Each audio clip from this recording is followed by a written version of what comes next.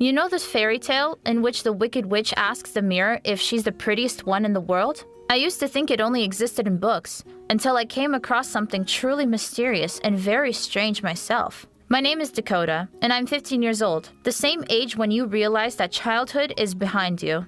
And you're at the coolest time of the beginning of teenage life. The first parties, the first crushes, shopping alone with friends. At this time, you want to be prettier, cuter. So many girls start learning how to wear makeup, style their own hair, and other things teenage girls do. I was not left out. At first, I took my mom's makeup, put lessons on YouTube, and tried to repeat what they showed on the video lessons. It was incredibly difficult. It was especially difficult to draw wings. I could sit for an hour drawing and still end up with a crying panda. But after a while, I started to get the hang of it, and my mom bought me my first makeup kit.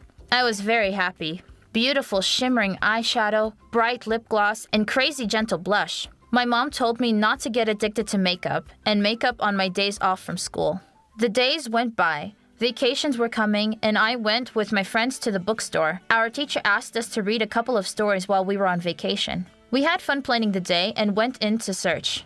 After walking around a few stores, we unfortunately could not find what we were looking for, and the saleswoman suggested a place where we would probably find the books we wanted. My friends said that they didn't want to go anywhere else and that it would be easier for them to download everything from the internet. But I decided to find what I needed and went alone to the right address.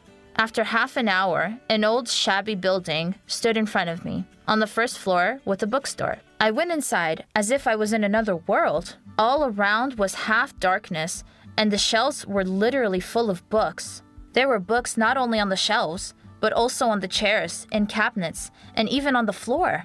Some were even covered with cobwebs. It seemed to me that no one had been in the shop for a long time, and no one had cleaned the place for a long time. Behind the counter, I was greeted by an elderly grandfather. He probably works here since the opening of the store, I thought. "Welcome to Joe's. Can I help you?" he asked with a smile.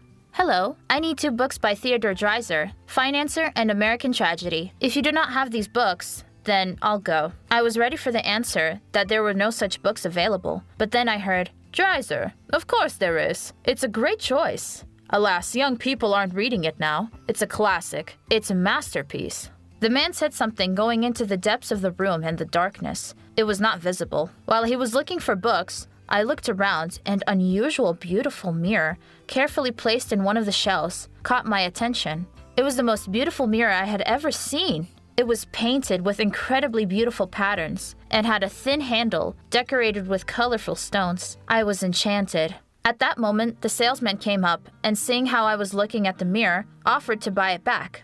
I shyly asked the price, because such things are certainly not cheap. The old man said the amount equal to the cost of my lipstick. Without thinking, I bought books and a mirror, and after thanking the salesman, I left the store. When I came home, I immediately began to wipe the mirror and looked at my reflection. Having put the mirror on the stand, I decided to put on my makeup. I was especially pleased to wear makeup and look at myself in this mirror, as if I looked even more beautiful and lovelier. After putting on my makeup, I went down to the kitchen, where my family was already eating dinner. My parents looked at me in puzzlement. The first question my father asked, "Darling, what happened to your face?" I did not understand what he was talking about, and looked in the mirror that hung in the room. My forehead was covered with red spots. How is it possible? I had just put on makeup and didn't even see it on my face. Mom suggested that I may be having an allergic reaction to some product, and that's why I have a rash. Mom gave me a pill for allergies and assured that tomorrow everything will be gone. I calmly believed it, but I did not know what surprises are in store for me. The next morning, I started getting ready to go to school. I took a new mirror and looked in it. Excellent, all gone. No spots or rashes. Humming a song, I gathered my backpack and got dressed, went out of the house to the school bus, which was already parked by the curb. After waving to the driver, I stepped inside and headed for the empty seat. I smiled in response. I saw strange expressions on the faces of the school children sitting there.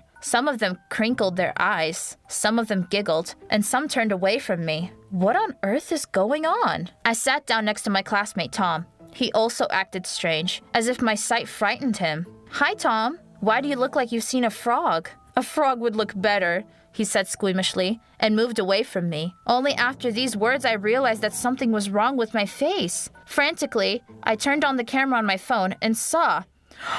Oh my god! What happened? My whole face was covered in red, horrible spots. It was like my face was swollen. I couldn't figure out where they came from, as I had just looked in the mirror and everything was perfect. I immediately got off the bus and rushed home. I started to call my mom, and after she answered, I was in tears and told her about my problem. My parents came immediately and took me to the hospital. In addition to the spots, my whole body began to itch badly, as if someone had bitten me or hit me with a nettle. The doctor saw my condition and told me to urgently get tested and to make an ultrasound. Maybe a reaction to something I ate.